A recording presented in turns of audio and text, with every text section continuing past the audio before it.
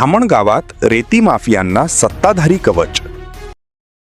तालुक्यातील दिघी महल्ले, नायगाव आणि सायखेडा रेती घाटांवर सध्या रात्रीच खेळ चाले या उक्तीप्रमाणे अवैध रेती उत्खननाने प्रचंड जोर पकडला आहे।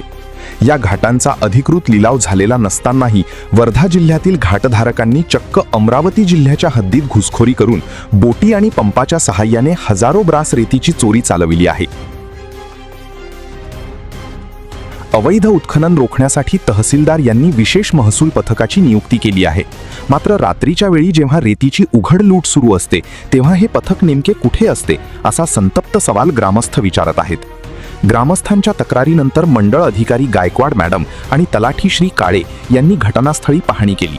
पाहणीत बोटी आणि उत्खननाचे साहित्य मिळूनही कोणतीही ठोस कारवाई न झाल्याने महसूल विभागाच्या भूमिकेवर संशय व्यक्त केला जात आहे। या अवैध व्यवसायामागे सत्ताधारी नेत्यांच्या जवळच्या कार्यकर्त्यांचा हात असल्याची चर्चा संपूर्ण तालुक्यात वाऱ्यासारखी पसरली आहे। वरिष्ठांना अहवाल सादर करायचा आहे अशी ठराविक उत्तरे देऊन अधिकारी कारवाई टाळत असल्याचे चित्र आहे।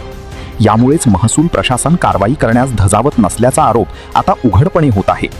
आता नवनियुक्त जिल्हा पोलीस अधीक्षक या प्रकरणाची सखोल चौकशी करून त्या बड्या घाटधारकांवर आणि माफियांवर कारवाईचा बडगा उगारणार का याकडे संपूर्ण जिल्ह्याचे लक्ष लागले आहे।